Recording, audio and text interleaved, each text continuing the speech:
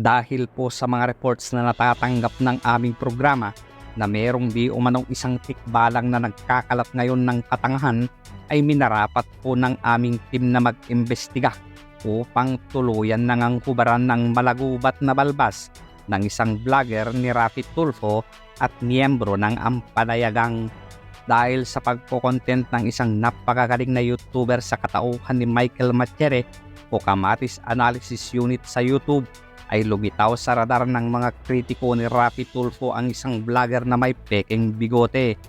Lubhang nakakabahala ang vlogger na ito na may YouTube channel na itago na lang natin sa pangalang Makapiling TV.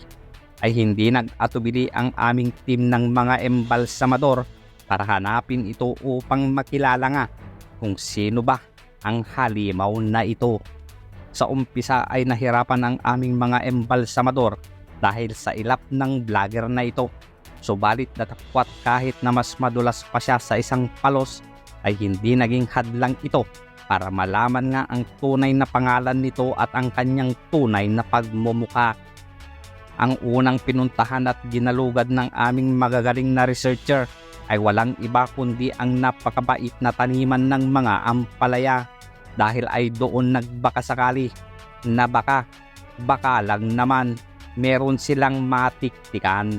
Lumitaw ang isang profile na merong hawig sa hinahanap nilang tangang vlogger na itago na lang natin sa mga initials na JV. Malakas ang kutob ng aming mga embalsamador na maaaring siya na nga ang hinahanap namin.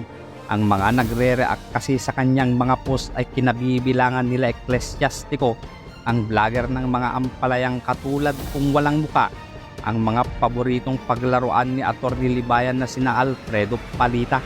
Sa kanilang pag-cross-examine at masusing pag-aaral ay hindi kumpinsido ang mga dekalibreng embalsamador na siya na nga ang tangang vlogger na may malagong bigote. Kaya naman nagpatuloy sila sa kanilang ginagawang pag-e-embalsamo.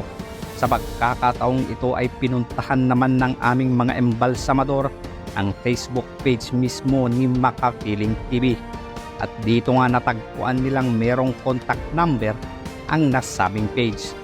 Dahil sa matatalino talaga ang aming mga embalsamador, lalo na ang may-ari ng Zack Burger, ay sinubukan nilang padalhan ito ng piso sa pamamagitan ng isang digital currency app na tinatawag na GCash. At dito nga lumabas ang mga letrang ARLD.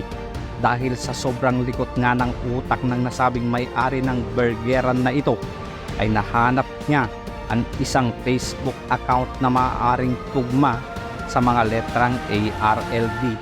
Sa pagbusisi ng aming embalsamador na ito, ay makikilala na kaya ng tuluyan ang tangang vlogger na nagtatago sa likod ng malagubat na bigote. Yan ang ating aalamin sa pagbabalik ng embalsamador pagkatapos ng patalastas na ito. Bitin ka ba sa chismis? Bitin ka ba sa pamamahiya? Bitin ka ba sa grandstanding? O dili naman kaya gusto mo lang magpahinga? Halina at bisitahin na Tulfonatics Last Resort, kung saan bida ang mga pobre at unlimited ang pamamahiya. Kaya lang magbaon ka ng mahabang pasensya, dahil dito araw-araw mahaba ang pila. Pero pwede ka namang maka-avail ng aming promo. Basta viral ka, wala nang pila-pila, diretso salang ka na. Tulfonatics Last Resort, kung saan bayani ang magnanakaw at namimigay ng 1 milyon sa mga kawatan. Kaya naman kung bibisita ka sa Tulfonatics Last Resort, huwag kang mag-alala. Kahit manghipo ka pa, protektado ka kung walang medico legal ang iyong biktima. Tulfonatics Last Resort, kung saan welcome ang away ng pamilya. Pwede kang sumigaw dito hanggang gusto mo. Matutuwa pa ang mga host kapag yan ay ginawa mo. Sure kita na naman kapag naging viral ang kwento mo. Tulfonatics Last Resort, kung saan welcome ang mga bata para hanggang paglaki nila, bit-bit ang trauma. Sikat ka na hanggang pagtanda, may 10,000 ka pa. Tulfonatics Last Resort, kung saan kapag hindi ka masaya sa resulta, huwag kang mag-alala magaling kaming mag-refer sa ibang ahensya para sila na ang bahala sa iyong problema. Tulfonatics Last Resort. Kung saan ang iyong problema, 2 to 3 days ay solved na. Kung hindi, huwag mag-alala dahil meron kaming sister company na pwedeng umalalay sa iyo. At ito ang Senate Last Resort. Kung hindi pa rin kaya ng Senate Last Resort, meron pa tayong isa pang brother company, ang totoong Last Resort, The Court. Kaya ano pa ang hinihintay mo? Halina at magtungo sa Tulfonatics Last Resort. For all your chismis needs, you can only find that peace only in Tulfonatics Last Resort. Isang paalala, ang pagiging Tulfonatics ay isang malalang sakit. Walang ibang gamot kundi ang critical thinking. Kaya habang maaga pa, gumising ka. Bago baka pala isang araw ikaw ay tumaob na lang at sumabog ng bigla. Hindi nakaka-proud ang pagiging mangmang. Sa pagbabalik ng embalsamador ay tuluyan na nating ibubunyag ang mga nakalap na impormasyon ng aming mga embalsamador. Subalit dahil sa Republic Act No. 10173 o ang Data Privacy Act ay maaaring hindi naming maipakita ang kanyang mukha at buong pangalan. Subalit isa lang ang sigurado, kilala ka na namin at hindi ka namin tatantanan. Dahil nga sa nahanap na ng mga embalsamador ang Facebook account na ito, ay oras na para ilabas kung papaano na kumpirma at nahulog sa mga kamay ng aming mga embalsamador ang nasabing tangang vlogger. Kung iyong pagmamasdan ang cover photo ng nasabing Facebook account, ay makikita itong lalaking ito na may karga-kargang bata at lumabas din ang isa pang larawang ito. Lumabas din ang larawang ito at itong larawan na ito ang nagkumpirma na siya na nga ang hinahanap naming tangang vlogger.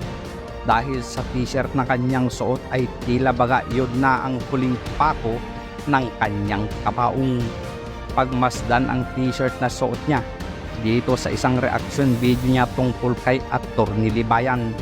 Tugmang-tugma ang suot niyang t-shirt sa larawang ito. Maaari na din nating sabihin na sa lugar na ito niya ginagawa ang kanyang mga live stream at mga videos. Huli ka ngayon, Balbon Power.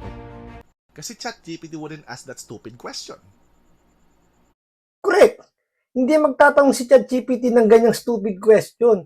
Dahil si ChatGPT sumasagot lang. Hindi siya pwede magtanong, tanga. Ask me anything. As in, anything. Sure. Let's start with something broad. What is your favorite book? And why do you like it? Is it true that you are not capable of asking questions? No, that's not true. I am fully capable of asking saan questions. na? Nakapili. As you can I see know, from our right? previous question. Feel free to ask me anything else or share your thoughts. Okay. Stupid ang palayang Tulfonatic. It seems like you're expressing an opinion about something related to Ambalay and Tulfonatics. Could you provide more context or details about what you're referring to? Damn. I'm here to engage in conversation or Ask a discuss question any topic you again. have in mind. Noise. Glad you appreciate it. I'm here to adapt to your preferences and engage in conversation on any topic. No, that's all. Is there anything specific Thank you'd you, like to buddy. talk about or ask? Sa on that, nakapili. Of course, it's not ChatGPT's voice. I You're just want to welcome. emphasize If you on the ever have stupidity of more this Tulfonatic questions or Makapili. just want to chat, You're boring. feel free to reach out. Have a great day. Si ChatGPT sumasagot lang. Hindi siya pwede magtanong, tanga. Boring!